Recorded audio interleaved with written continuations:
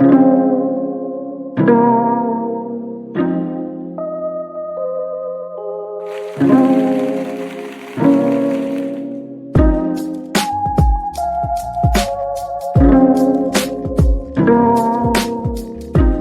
what time it is. Anytime you see the lady singing and a slow beat bringing, it's Big Vern in the booth doing his thinging.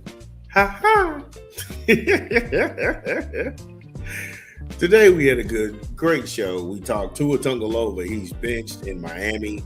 They've started Quentin Ewers, and then we had another quarterback in Miami who was mad he didn't get to start, and he's actually too brash.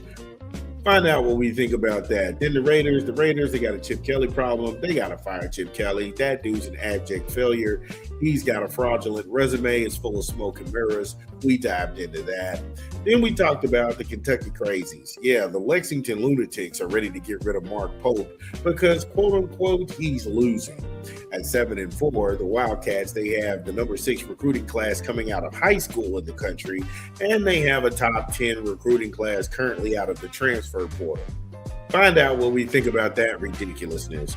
And then last night, a really good game between the Seattle Seahawks and the LA Rams. Congratulations to the Seahawks. They have the number 1 seed. So we move from the National Football League to the world of boxing, where Devin Haney, fresh off of his victory against Brian Norman Jr., he is going to be facing a Mr. Lewis Crooker. And Crocker is the one who asked for this, apparently. We'll break this down when we come back from a quick 20 from a rap album. It's your boy Big Vern. Give me a beat. What up? It's your boy Big Vern. And we pushing another rap album this month. Light Years, Nas and DJ Premier. In stores now. Get it where you legally consume music, whether it's Apple Music, Google Play, or Spotify. My personal favorite on the track is My Life Is Real. Woo. Yeah, My Life Is Real. Get Ready is dope. That backspin they put in there, New York State of Mind Part 3 to Billy Joe, oh my God. If you would have told me in 2025, we would have been still talking about a Nas album. Come on. Madman, Writers is really a salute to the graffiti artists of yesteryear and right now. And either continent, it is dope.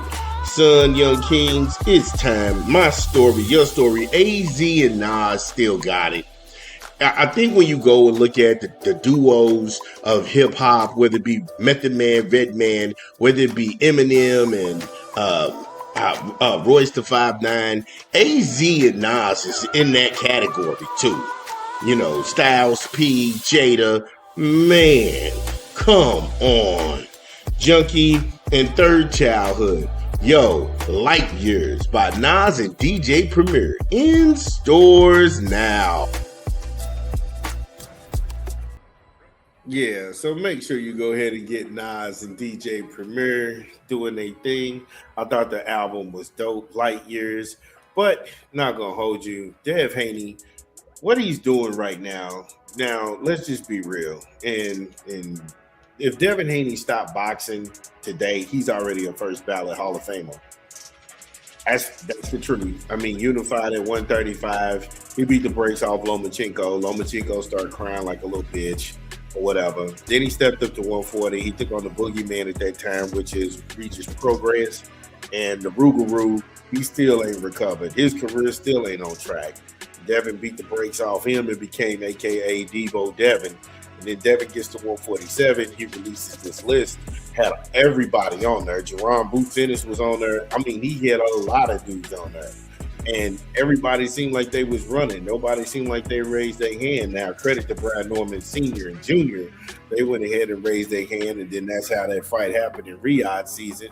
So congratulations to them. And it looked like Dev his body is acclimated to the division. It looks like he's healthy, like he really wants to go ahead and flex his skill, and he's getting ready to unify. And with Terrence Crawford in retirement, I think right now he can be pound for pound. He can put himself in that conversation. Now, that's not to take away anything from Shakur Stevenson, because Shakur, he's got T.O., Fimo, that coming up, and if he's able to beat Teofimo, Shakur would have established himself, but it'd have to be in a dominant fashion, and then he would have to take on guys at 140. There's no way in the world that Shakur Stevenson should be trying to entertain a Devin Haney fight at 47.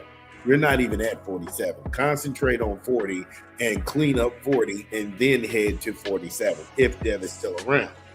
So Blue Blood Sports TV, shout out to Blue Blood doing this thing, the mighty LDBC, Drew Titan, 7-8 Sports, The General, CC, Black, Sonny Reacts. Trust me, I love the LDBC and I'm subscribed. So like I said, full transparency there. If you aren't subscribed to their channels, please do so. Blue Blood reports that Lewis Crooker right here, he was looking to fight Devin Haney, and his team wanted to go ahead and fight Devin Haney right away. However, they were lied to by Eddie Hearn, because Eddie Hearn is Lewis Crooker's promoter. And this was going to be one of the biggest paydays of Lewis Crooker's career. So why as a manager, why as someone who is entrusted with this man's career to get him the best dollar that's out there on the market, why would you do this? Why would you do this? Instead, you run around here with Conor Benn and you sit here and antagonize a guy when Conor Benn's biggest fight is against a weight-drained Chris Eubank in a rematch. Conor Benn hasn't achieved anything. Conor Benn hasn't won any titles at 147. He jumped all the way up to 160 and weight drained a guy who's really at 177, walk around comfortably weight, drained him to get all the way down to 168, and then proceeded to have, quote unquote, a victory. It's not a victory. That's nonsense. But I get it. It's for sired names. It's for lineage on that side of the soil, yada, yada. However, right now, Dev stands a chance to do something really, really big he stands to unify in two different weight classes. Now, he's going to unify the belts at 147 if Crooker signs on the dotted line and this thing is actually up and running. And I'm told that the talks have happened because the only way that, like I said, they were making so much noise, Bill Haney and team had to go ahead and contact them and be like, is this real? Y'all really want this? They was like, yeah, we want it right away. We was told by Eddie Hearn that this was not a possibility.